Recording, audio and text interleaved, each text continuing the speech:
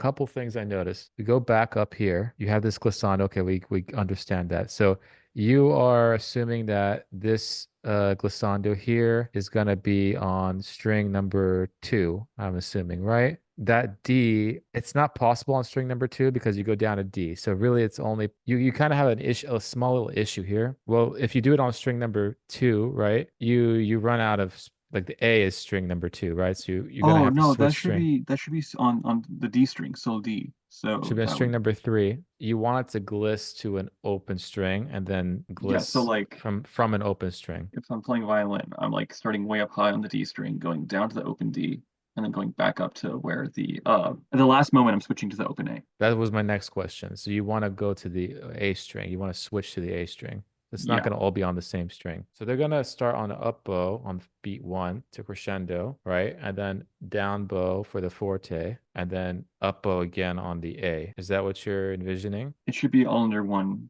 bow. I don't think that's going to be the case here because you Okay. first of all, you're going to have to attack every note there because when you do up bow, right, it naturally increases the you're getting to the when you're going up bow on a with a bow, it's going to get louder. And then when you Yeah. go down bow, it gets naturally softer because you're using less hair on the bow. So why would you want this all on one? Okay, if you're a violinist, why would you want it all on one bow? I just guess I kind of wanted it to have that more kind of smooth and connected feeling. I guess in my like improvisation, it felt easier when I was trying it out, but I know that I'm not every violinist. So I mean, I'm not saying that I'm like particularly like good or something. It's more that's just kind of like my personal. First of all, if you played this on your violin, you liked how it sounded, and you liked it all on one bow, then who am I to say to change that? But like to me, the way you wrote this, it looks like Yeah, it's three separate bowings.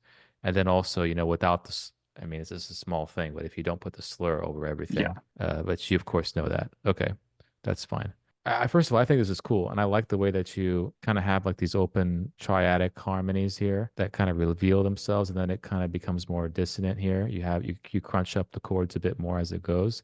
Like what in your world, like what would you hope that this does? feel like if it were to me, I would just keep on doing the same exact idea over and over. But that's the thing, is I felt like I was kind of doing it too many times, just kind of like homorythmically. And so like I kind of wanted to like change up the rhythm or like change up like just the order of events. But I guess in terms of like just natural like, musical development or like pacing, I didn't really know where to go from where was. Okay, then in that case, let me offer up an idea. So let's just like quickly jot down what you have. I'm not putting the exact pitches, but basically you have kind of like this high note that glisses down here, and then you get to a whole note, right? That's basically the gesture. And you have this like kind of overpressure thing. This is this Kaya Seriaho. She's this contemporary living, well, not living anymore, but she just passed away recently. But she does this thing with overpressure like this, pushes the bow down the string. Okay, that's what that is right there.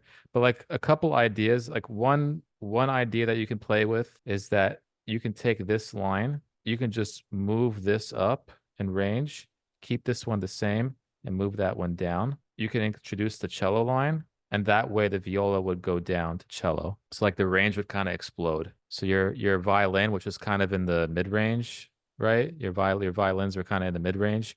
You have a lot of space to go up, but your viola, I think, was kind of already near the low range, right? Of the instrument. Is that correct? Yeah, yeah. Yeah, so you don't have much room to go down. But your cello wasn't playing.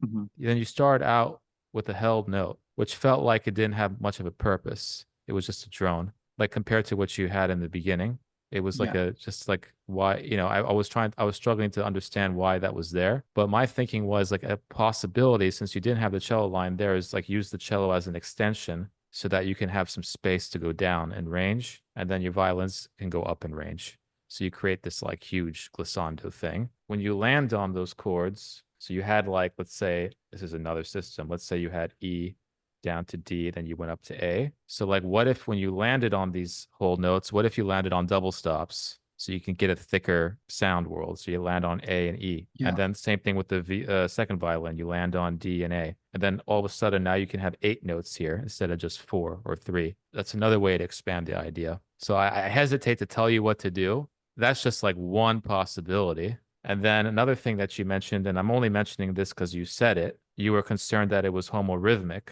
An interesting idea that I had as I was watching that, especially the second half. Remember, everybody, that the second half of the piece had this triplet thing. What if you took this and applied that to this, so that when you get to this spot, have heard it subliminally? So so let me tell you what I mean. What if this part gradually became this?